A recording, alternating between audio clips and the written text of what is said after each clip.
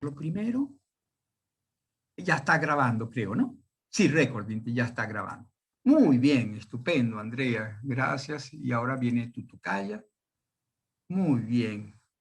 Ya me pasó una vez, creo que se los dije, ¿no? Que la segunda parte no estaba grabada. Entonces tengo que hacer la clase yo solo y no es lo mismo dar una clase a unos alumnos que me están oyendo, me pueden hacer preguntas, que estoy pendiente de que entiendan lo que les estoy diciendo, hacerlo yo solo aquí encerrado sin, haciendo ver como si estoy hablando con alguien, en realidad no estoy hablando. Quería invitar a mi esposa, por favor, vétete allí y óyeme, pero no le puedo hacer eso, es demasiado fastidioso para ella. Ella es literata, graduada en letras y dio clases en la universidad de literatura francesa, literaturas indígenas, pero del derecho lo soporta porque no le queda más remedio, porque está casada con un abogado, pero no no es su cosa, como dirían por allí, ¿no? Bueno, entonces nada, pues vamos a continuar distinguiendo la descentralización territorial de la funcional. Yo más. ¿Hay clase? Sí, sí, hay clase. eh, entonces, aquí está y Jennifer. Ya ahora sí estamos todos, no quería dejar fuera a Jennifer. Y entonces aquí vamos. Estábamos entonces viendo pues la descentralización funcional como aquel mecanismo, aquella técnica jurídica de la organización administrativa mediante la cual el ente inicialmente competente, que es un ente público territorial, república, estados o municipios, transfiere a otro ente con personalidad jurídica una competencia que inicialmente estaba en cabeza del ente transfiriente, es decir, del ente central, ¿no? El que descentraliza, mientras que el ente al cual se le transfiere es el ente descentralizado. Se le llama descentralizado tanto a los estados y a los municipios cuando ejercen una competencia que les ha sido descentralizada, no cuando ejercen una competencia que les es propia, porque los estados son competentes para hacer las cosas que la Constitución dice porque la Constitución lo dice, como titulares iniciales de la competencia. Pero cuando a los estados se les transfiere una competencia mediante la descentralización, entonces esa competencia sí es descentralizada. Están realizando una competencia descentralizada, porque eso estaba antes en el poder de la República y ahora la República se desprendió de ella y ellos son entes descentralizados en esa medida, pues para esas competencias específicas. Bueno, en el caso de la descentralización funcional, el descentralizado es un ente no territorial, que puede ser de derecho privado o de derecho público. En todo caso, fíjense que ahí les pongo allí categorías de entes descentralizados. En el artículo 29 van a encontrar, léanse, los ve con más calma porque de repente es como largo y tiene detalles. Lo esencial es lo que yo les pongo aquí. Esos entes descentralizados, en beneficio de los cuales se puede descentralizar una tarea por parte de un ente territorial, o bien son de derecho privado, cuando son creados con forma de derecho privado, con los mecanismos propios de la creación de los entes de derecho privado, les remito a la diferencia entre personas públicas y personas privadas, o pueden ser de derecho público cuando son creados con una forma de derecho público. Las formas de derecho público fundamentales son las del Instituto Autónomo o la del Instituto Público. Después lo veremos.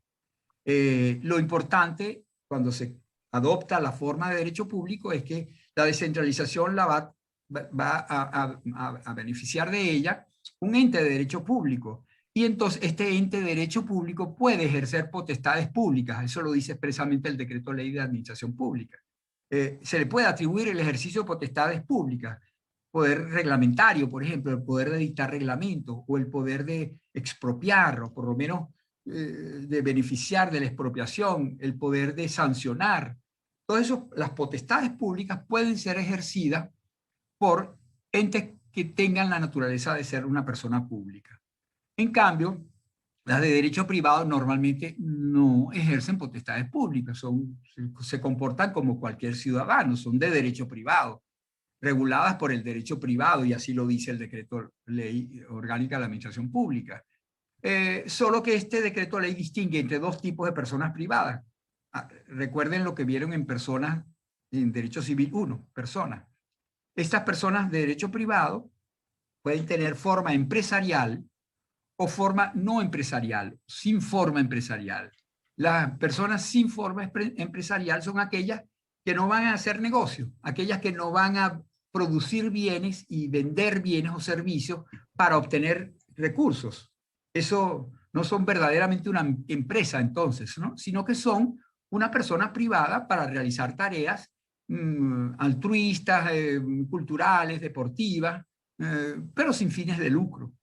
En cambio, hay otras personas que sí tienen fines de lucro. Las crea el Estado para ganar dinero. PDVSA, por ejemplo, una persona, un ente descentralizado de derecho privado, porque es una compañía anónima, y al ser una compañía anónima, su forma es de derecho privado, y además con forma empresarial, porque la compañía anónima es el ejemplo típico de la persona empresarial, de forma empresarial. Después ya cuando veamos cómo es la organización administrativa en Venezuela, concretamente, de repente retomamos todo esto. Pero acuérdense, entonces, la descentralización va a ser dictada en beneficio de otra persona jurídica, y esa otra persona jurídica puede ser pública o privada.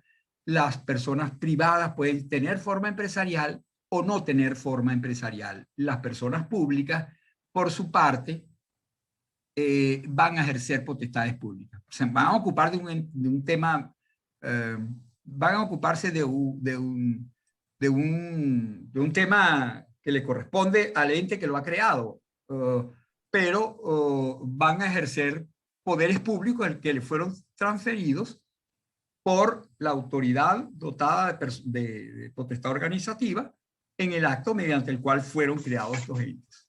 Ojo, que el ente puede preexistir.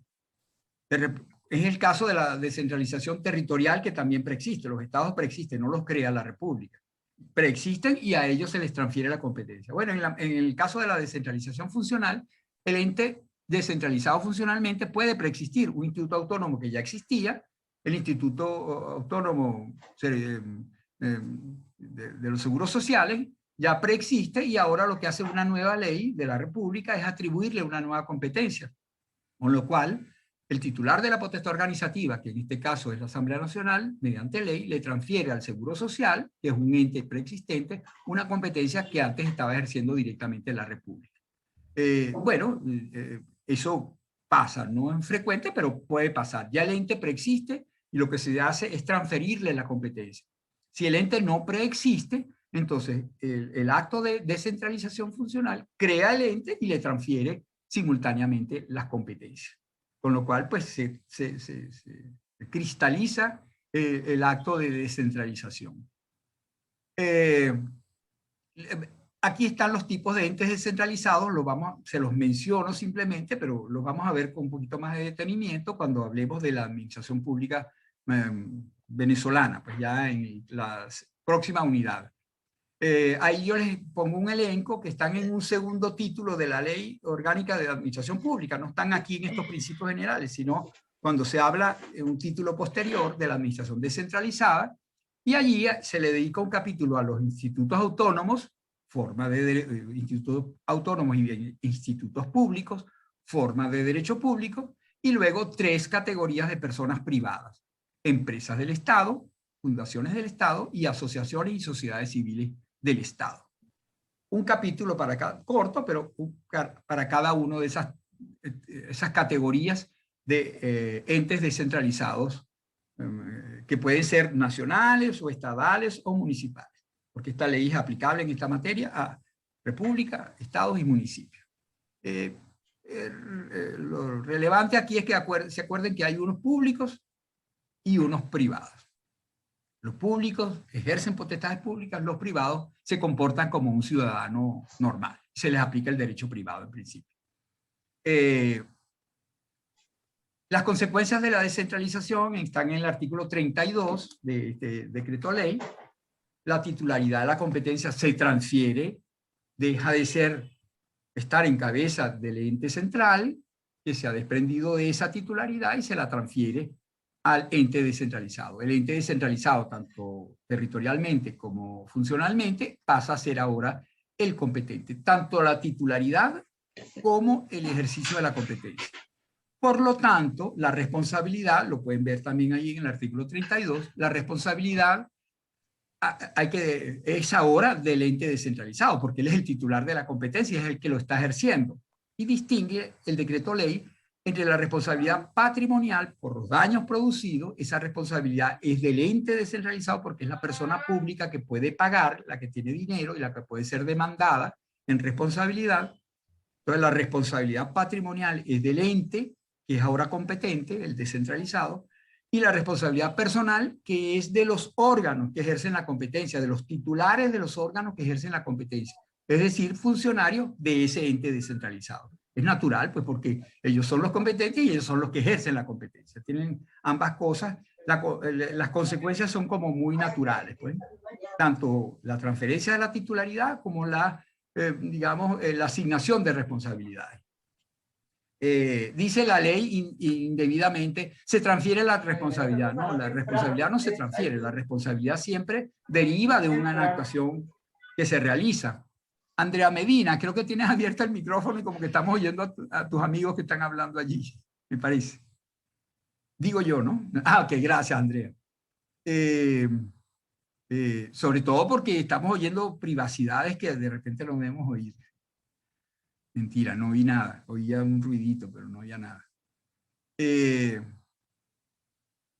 Control de los entes descentralizados. Esa es una de las consecuencias.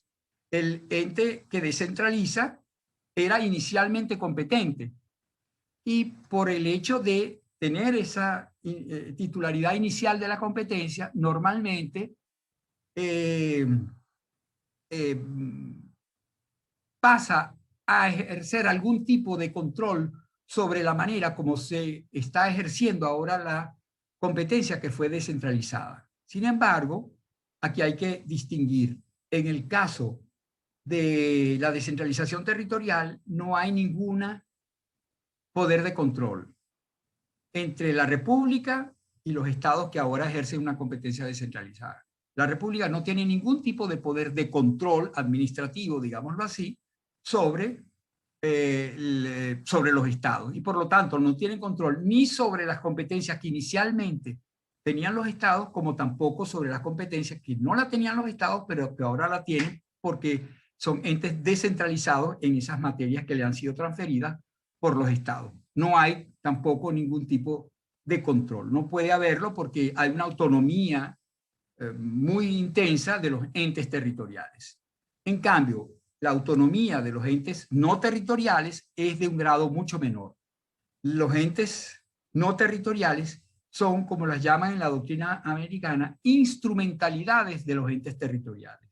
La República, cuando crea un instituto autónomo, una empresa, una fundación, las está creando para cumplir tareas que son de la República, pero que la República considera que están mejor ejercidas por otra persona jurídica distinta, ya sea pública, ya sea privada, una fundación o un instituto autónomo. Pero la República sigue siendo, digamos, como la responsable política de esa materia. Por lo tanto, ella conserva poderes de control que se llama entonces control de tutela, que es distinto del control jerárquico, que ya veíamos antes, como las fundaciones, los entes descentralizados no son órganos pertenecientes a la República, sino que son personas diferentes, propias, distintas. No hay control jerárquico, porque la jerarquía se da solamente entre órganos de una misma persona jurídica. Por lo tanto, hay un control, pero disminuido, mucho menor, que se llama entonces control de tutela. Después lo veremos un poquitico con mayor detenimiento. Entonces, en cuanto al control, hay una diferencia. Control sobre los entes descentralizados funcionalmente por parte del ente que ha descentralizado, mientras que con respecto a los entes territoriales a los cuales se les ha descentralizado alguna competencia, no hay ningún tipo de control. Por último, la reversibilidad de la descentralización. La descentralización puede ser revertida, pero en realidad la que puede ser revertida, como les he dicho, es la la funcional. La responsabilidad, es decir, la República es responsable en el fondo políticamente del manejo de esa área que le corresponde como un tema de su incumbencia y el hecho de que haya querido gerenciar esa materia de una manera distinta, más gerencial, más eficiente, mediante un ente con dotado de personalidad jurídica, no elimina que la República siga deba estar vigilante de cómo se está ejerciendo y en el caso de que se esté ejerciendo mal o que hayan cambiado las circunstancias, puede revertir esa decisión, que es una decisión administrativa, no es una decisión política. Por lo tanto, podría eliminar, como lo dice el artículo 29, puede ser revertida por medio de la modificación del acto que le dio origen. La ley mediante la cual se creó el Instituto Autónomo se modifica y le quitan la competencia y la vuelve a asumir la República. No hay ningún problema. Eso no puede pasar, como les decía antes, con la transferencia de competencias territoriales. Cuando la República se desprende de la competencia en beneficio de un ente territorial, ya lo hace mediante un acto de rango constitucional y ya para modificar eso tiene que haber una modificación de la Constitución y no basta con modificar la ley. Bueno, si hay alguna pregunta, si no, ustedes van anotando y cualquier duda, a veces no lo hacen, no me mandan preguntas por el chat, mándenmelo cuando no tengan algo que no les termina de convencer o no lo tienen claro. Vamos a ver la desconcentración, que es como una prima hermana, pero menos intensa que la descentralización, como les decía, ¿no? La desconcentración es un mecanismo entonces mediante el cual está en los artículos 31 y 32 de la desconcentración, es un mecanismo mediante el cual el titular de la potestad organizativa dentro de una persona pública territorial decide transferir decide transferir una competencia que está asignada a un ente central, a un órgano central de esa persona pública territorial y se la transfiere a otro órgano de la misma persona pública territorial.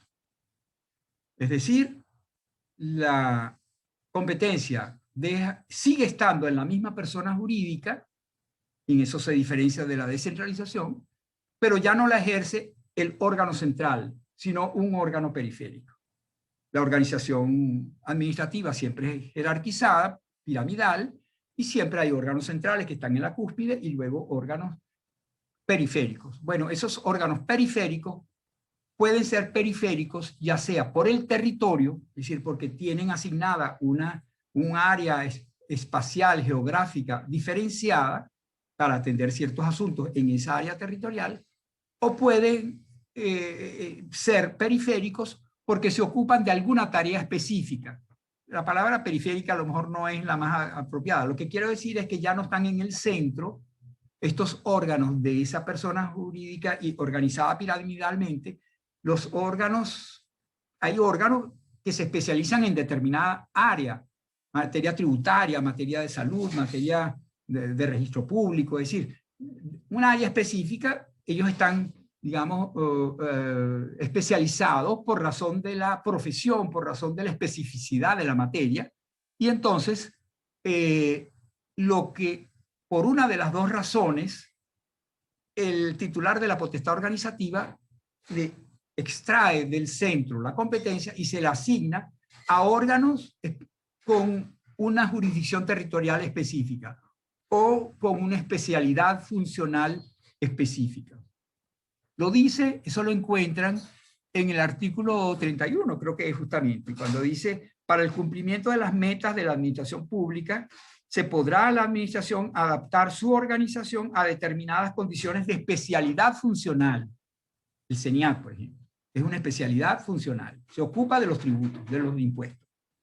O de particularidades territoriales. Bueno, los ministerios suelen tener direcciones estadales en materia educativa o en materia de defensa. El CORE es una región militar. Entonces hay zonas sanitarias o educativas o que, digamos, implican una particularidad territorial. Por lo tanto, a los órganos que se ocupan de ese territorio se les transfiere la competencia. Entonces, esa es una desconcentración funcional por razón del territorio o desconcentración funcional por razón de la materia. Son las dos grandes diferencias. Ojo, porque aquí podríamos querer confundir la desconcentración la desconcentración por razón de la función con la descentralización funcional y la desconcentración territorial con la descentralización territorial no. Fíjense ustedes, un ejemplito para ver si se capta claramente. La República es competente en materia de educación y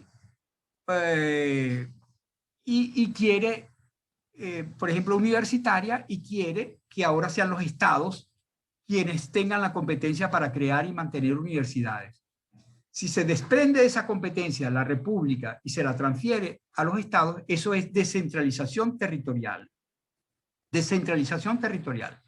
Pero la República, que es competente en materia de educación media, puede ejercer esa competencia de supervisión, de nombramiento de funcionarios, de creación, de tomar decisiones de crear entidades educativas, liceos, puede ejercerla desde el centro, es decir, a través de una dirección nacional que tiene su sede en Caracas, o puede decidir que sean las direcciones regionales en cada uno de los estados quienes manejen esa competencia.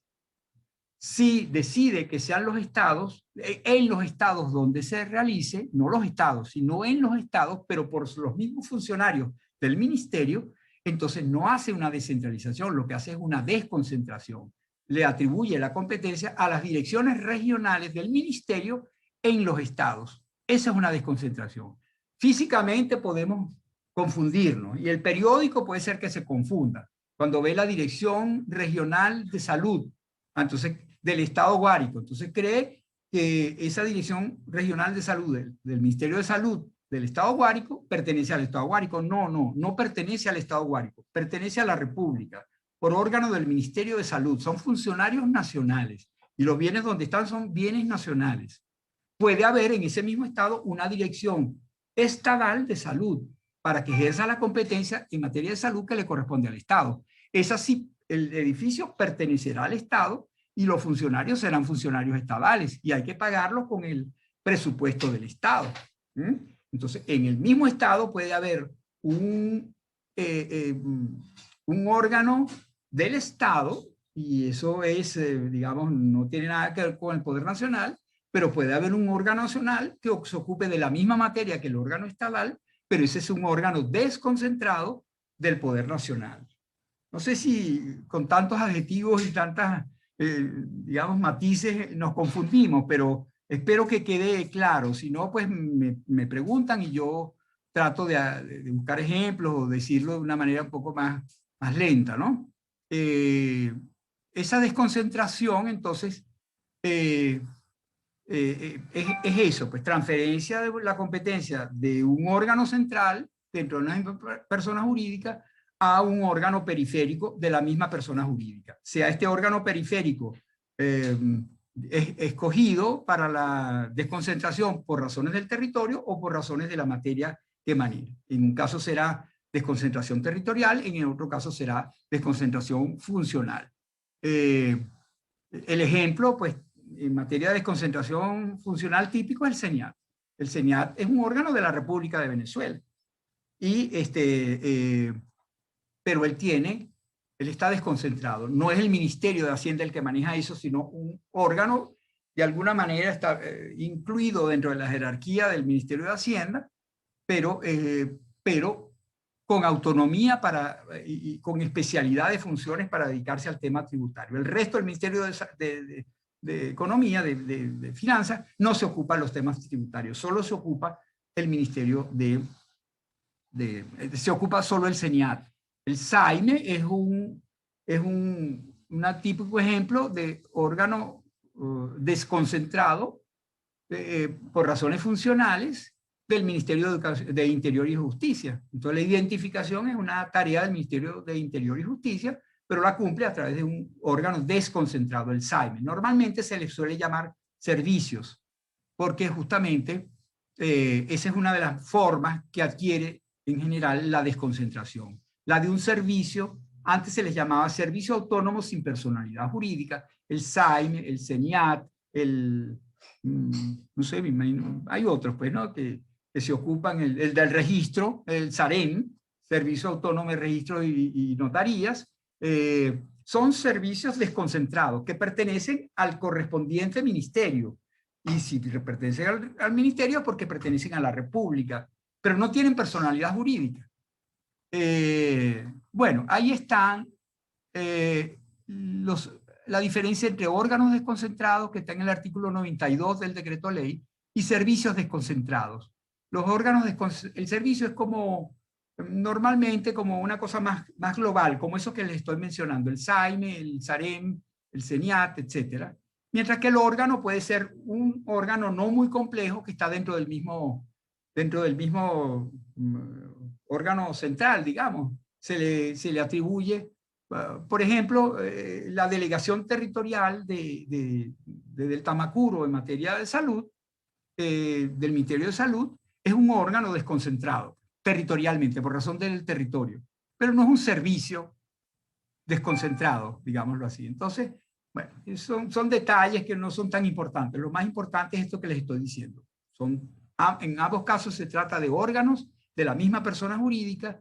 La transferencia de competencia la ha realizado el titular de la potestad organizativa y no el titular de la competencia. No es el ministro el que desconcentra, es la Asamblea Nacional mediante una ley, porque es la titular de la potestad organizativa la que desconcentra. Porque es entonces con base en la potestad organizativa y no en la potestad jerárquica. En eso se diferencian de la delegación que se cristaliza, se ejerce con base en la potestad jerárquica. Normalmente estos órganos desconcentrados o servicios desconcentrados tienen una cierta autonomía. En los ingresos, normalmente eso es lo que pasa, el servicio genera ingresos como el servicio de registro y notarías, cobra los aranceles por el registro y la notaría, y esos ingresos forman parte de un patrimonio especial que no va a la República, sino que es manejado inmediatamente por el servicio, tiene autonomía para el manejo presupuestario de esos ingresos. Y se regula por un reglamento orgánico que se dicta pues, para regular ese servicio, ¿no? El decreto ley el actual, el de 2014, eliminó la palabra autonomía. Ustedes no van a encontrar en ninguna parte la palabra autonomía porque este régimen es alérgico a la palabra autonomía. Todo lo que signifique perder el poder, la camarita del centro, no les gusta. Entonces, no quieren ni siquiera que se hable de autonomía. Pues entonces la eliminaron del decreto ley. Usted no va a encontrar la palabra, salvo en los institutos autónomos, sigue existiendo la palabra autonomía, pero en lo demás eliminaron, y entonces en este caso habla de la capacidad. Capacidad presupuestaria, capacidad financiera, capacidad administrativa. De acuerdo con el artículo 32, hay una impropiedad terminológica. La desconcentración funcional o territorial transfiere únicamente la atribución. Uno no entiende qué significa únicamente la atribución. Pareciera que es menos que la descentralización. No. Desde el punto de vista de lo que se transfiere, la desconcentración es igual a la descentralización.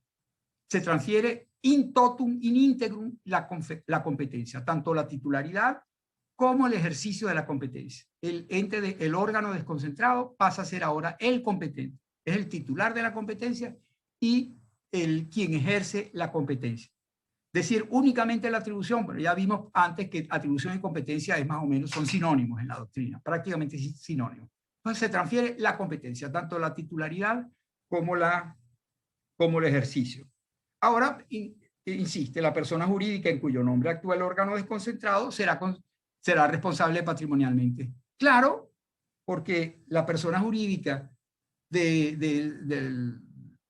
digamos, del órgano al que pertenece ese órgano, es decir, la persona jurídica a la que pertenece ese órgano es la responsable financieramente, patrimonialmente, para poder responder de los daños producidos. La responsabilidad individual, subjetiva, le corresponde a los funcionarios que hayan ejercido la competencia. Como el órgano desconcentrado es el competente ahora, sus funcionarios serán los responsables personalmente de manera, desde el punto de vista administrativo, penal, civil, por las violaciones de ley, violaciones al principio de legalidad que produzcan. Pero los daños que produzcan no se le pueden cargar al órgano porque él no tiene personalidad jurídica, él no tiene patrimonio. El patrimonio lo tiene la persona jurídica a la cual el órgano pertenece y por eso es que es responsable patrimonialmente. Ahí vemos posible autonomía, ya que les dije, una autonomía que hoy en día el decreto de ley llama capacidad, pero ya vimos lo que es autonomía, ya lo vimos antes Ya sabemos que la autonomía no es un solo grado de libertad, sino que admite grados distintos de libertad y en áreas distintas y con poderes distintos. Entonces, la autonomía que se le atribuye a estos órganos desconcentrados es en materia presupuestaria, administrativa y financiera. Control jerárquico entre los órganos superiores de la organización administrativa dentro de la cual se ha producido la desconcentración, siguen teniendo un control jerárquico sobre los órganos inferiores. Así, los órganos inferiores sean ahora los competentes por virtud de la desconcentración, ellos ejercen la competencia, el superior no tiene competencia en la materia, pero sí tiene el poder jerárquico sobre lo que hace el subordinado, y por lo tanto su control es jerárquico, y no control de tutela, como en el caso de la descentralización. Y por último, la reversibilidad de la desconcentración. El artículo 31 lo dice muy claramente, la descentralización, perdón, ¿dónde está? 31. Aquí está, la desconcentración de atribuciones en órganos inferiores podrá revertirse mediante la modificación o derogación de los instrumentos jurídicos que le dieron origen. Bueno, algo parecido a lo que pasa con la descentralización funcional, que también puede ser revertida por la modificación del acto mediante el cual se produjo la descentralización. Mientras que la descentralización territorial no puede ser revertida, según lo que, en mi opinión, pues, y la opinión de varios autores en esta materia, no puede ser revertida, porque, salvo que se modifique la Constitución. Bueno, así terminamos estas dos técnicas jurídicas de la organización administrativa, que son muy importantes y que ya nos están permitiendo poder explorar la globalidad y la integralidad del panorama de nuestra administración pública. Ya prácticamente con esto nosotros podríamos pasar a analizar cómo es la administración pública en Venezuela, cómo es en la República, cómo es en los estados, cómo es en los municipios, tanto a nivel central como a nivel descentralizado, porque son las variables que hemos estudiado hasta ahora, ¿no? Autonomía, jerarquía, en algunos hay autonomía, en otros hay jerarquía, pueden ser descentralizados, pueden ser desconcentrados, tienen competencia, todos tienen competencia, pero de qué manera se maneja esa competencia, bueno, ya eso nos podría permitir. Sin embargo, en la próxima clase vamos a ver las últimas técnicas jurídicas de la organización administrativa, que aquí están el control, la coordinación, y aquí metemos también la colegialidad, que dejamos un poquito arriba. Ya, de hecho, la voy a cambiar en el esquema, en el orden del esquema, porque me parece que está mejor hacia el final, ¿no? Entonces, eso lo vamos a ver en la próxima clase. Pero para la próxima clase, a mí me gustaría mandarles un ejercicio. Dos cosas, dos puntualizaciones con respecto a los ejercicios. Quienes hayan hecho el ejercicio que señalamos en la clase pasada sobre el audio para oír lo que el profesor Pedro Afonso dijo sobre las comunas dentro del marco del proyecto de ley de ciudades comunales, hagan el ejercicio, una media paginita, una paginita, lo que les baste simplemente para hacer esas pinceladas que yo les señalé. ¿Son personas, son órganos? ¿Qué tipo de órganos, qué tipo de personas? Territoriales, públicas, ¿no? Eso sería, pues, más o menos. El que no lo tenga claro, póngalo. No me queda claro esto, porque es mucho más útil plantear una duda a no contestar, porque entonces así ni siquiera sabemos que hay la duda, ¿no? Entonces yo prefiero que me digan las dudas. Cuando no lo tengan claro, díganlo. Y si tienen miedo, pónganlo simplemente. Lo peor que puede ocurrir es que yo les diga, no, mira, eso no era así, es de esa manera. Y ahora les quedó claro. Ahora quedó aclarado aquello que yo no había aclarado suficientemente. Ese es un ejercicio que ya se asignó y por lo tanto hoy debería entregarse. Por lo tanto, hasta el mediodía espero para que me manden ese ejercicio. ¿Ok? Me conecto en el chat y ustedes me lo mandan individualmente a mí, sería preferible para que los demás no estén viendo lo que ustedes hicieron. O me dicen, profesor, consulte su correo y ya, y ahí, o cómo hago para mandarle el material, pero dígamelo por favor, porque yo hasta el mediodía, entonces estoy pendiente para revisar esos ejercicios que comentaríamos en la clase próxima. Y además de eso, para la próxima clase, yo les voy a pedir que ustedes por su cuenta y con esa habilidad que tienen para consultar el internet, busquen 3 sujetos de derecho administrativo. 3 sujetos, lo que les parezca bien, el CENIAT o el Instituto de los Seguros Sociales o el municipio de Chacao o la Universidad Central de Venezuela, cualquier sujeto que a ustedes les parezca bien, la Facultad de Ciencias Jurídicas y Políticas, lo que sea. Busquen un sujeto que a ustedes les parezca interesante y traten de explorar de la manera que por la doctrina o por la página web del organismo, por donde les parezca bien, traten de, o aplicando ustedes sus conocimientos teóricos, traten entonces de ver qué tipo de órgano o de ente es. Es decir, es un sujeto que es órgano o que es ente. Y si es órgano, ¿qué tipo de órgano? Colegiado, individual, complejo, simple, periférico, central, etc. ¿O qué tipo de sujeto? Persona pública, persona privada estatal, persona pública territorial, no territorial. Eso es lo que yo quisiera que ustedes hagan con 3. Incluso pueden hasta hoy llegar a decir que son descentralizados funcionalmente o desconcentrados funcionalmente o territorialmente. Podían hasta eso porque hoy ya vimos los instrumentos conceptuales que nos permiten manejar esas categorías. ¿Ok? Entonces, bueno, si tienen alguna pregunta, voy a dejar de compartir. Si tienen alguna pregunta, alguna duda, yo les voy a, esta asignación se las voy a poner por escrito en el grupo del chat y me gustaría que me la manden hasta el mediodía del lunes, porque así yo la puedo consultar, revisar en la tarde del lunes y los comentamos, tanto el primer ejercicio como este segundo, los comenzamos por ahí el martes. ¿Ok? ¿Alguna duda, pregunta, sugerencia? Profe, yo tengo una duda. Sí, dígamela, por favor. Sobre el parcial, ¿cuándo sería el segundo parcial? Eso vamos a hablar la semana que viene. Porque en principio ya más o menos se ha hecho el inventario.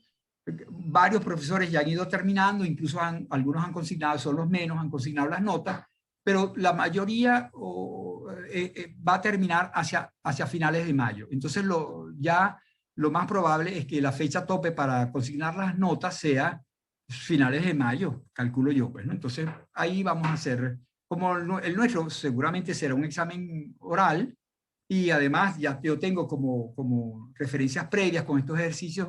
Por cierto, que no me han mandado el enlace de la dirección de la escuela para consignarles las notas del primer parcial. Menos mal que me lo estás planteando, porque ahora entonces voy a pedir por favor que me manden ese enlace para poderles remitir las notas consignar en el sistema las notas del primer parcial. Y repito, pues si nosotros hacemos el último de mayo, hacemos el examen oral, pues en la tarde ya yo puedo tener las calificaciones y no hay ningún problema. En todo caso, cuando ya la semana que viene en el Consejo de Escuela se tome la decisión con respecto a la prórroga para la consignación de las notas, ya en la próxima clase, entonces yo se los comunicaré a ustedes y nos pondremos de acuerdo con respecto a la fecha del examen. ¿Ok? Ya se está tomando también decisión con respecto a cómo se va a manejar el tema de los exámenes finales. Ya hay unas propuestas por allí que también, cuando ya estén más definidas, yo también se las haré. Va a ser un examen también, en principio, sincrónico, pues, simultáneo, pues, digamos, con tipo Zoom, pero seguramente será un examen conjurado. Entonces, porque eso lo exige el reglamento. Entonces, lo más probable, pues, que lo hagamos con un jurado, que será otra profesora que yo supongo que no será tan ogro como lo soy yo, sino más buena gente, y por lo tanto ustedes se van a sentir en confianza con él. En todo caso, ya yo se los explicaré en su momento, ¿ok? Pero no está de más que me lo recuerde, como ahorita me lo acabas de hacer tú, ¿ok? Me lo recuerda y hablamos de este tema que para ustedes es importante. Bueno, amigas, pues me alegró mucho estar con ustedes también esta mañana. Diga, Tengo otra pregunta. Diga. Mire, referente al final que lo acaba de mencionar, ¿los temas que irían al final serían la totalidad de la materia o usted seleccionaría los temas? Bueno, ahí lo vemos entonces. En principio, pues se supone que el examen final tiene la ventaja y la virtud de poder integrar toda la materia, que lo que se vio en el primer parcial se mezcle con lo que se vio en el segundo parcial, porque tienen número de temas, porque hay que buscar una manera de sistematizar el desarrollo de la materia. Pero